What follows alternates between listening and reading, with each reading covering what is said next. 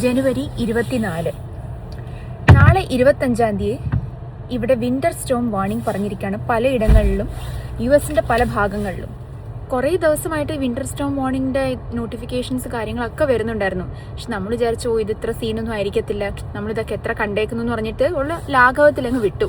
പക്ഷേ ഈ റീൽസിലും ഒക്കെ കാണുമ്പോഴാണ് കോസ്കോയിലൊന്നും ഒരു സാധനങ്ങളും ഇല്ല. വെള്ളത്തിനും പാലിനൊക്കെ വേണ്ടിയിട്ട് തല്ലുകൂടും ആൾക്കാർ.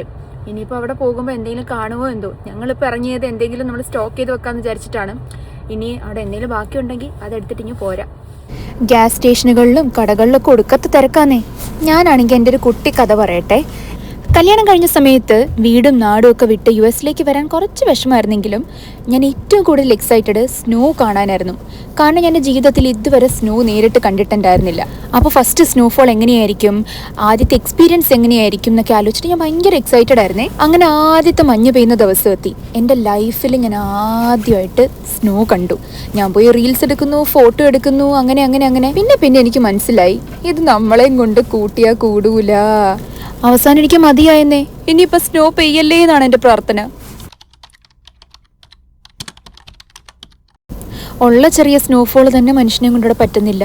അപ്പോഴാണ് ഈ വിന്റർ സ്റ്റോം. ഇങ്ങനെയാണെങ്കിലും വീട്ടിലിരിക്കാൻ നല്ല സുഖമാണ്. പക്ഷെ പുറത്തിറങ്ങിക്കഴിഞ്ഞാൽ പിന്നെ പറയേ വേണ്ട. ചുറ്റിനും കണ്ടില്ലേ ഫുൾ വെള്ളമയം. കാണാനൊക്കെ ഭംഗി തോന്നുന്നുണ്ടല്ലേ. പക്ഷെ മോനെ ഇതാണ് അവസ്ഥ. പുറത്തേക്ക് ഇറങ്ങാനേ വയ്യ. കാലൊക്കെ വെക്കുമ്പോൾ ഇല്ലേ പൊതഞ്ഞു പോന്നു. ഞങ്ങൾ എന്തായാലും പോയി കാറിലെ സ്നോ ഒക്കെ തൂത്ത് മാറ്റട്ടെ. കാലേ വന്ന് ആര് ചവിട്ടിയാലും ഒന്നും അറിയാൻ പോകുന്നില്ല. കാരണം സ്നോ ബൂട്ട്സിനകത്തൂടെ കയറിയിട്ട് ഫുൾ മരവിച്ചിരിക്കാം. അപ്പോൾ ഓക്കെ.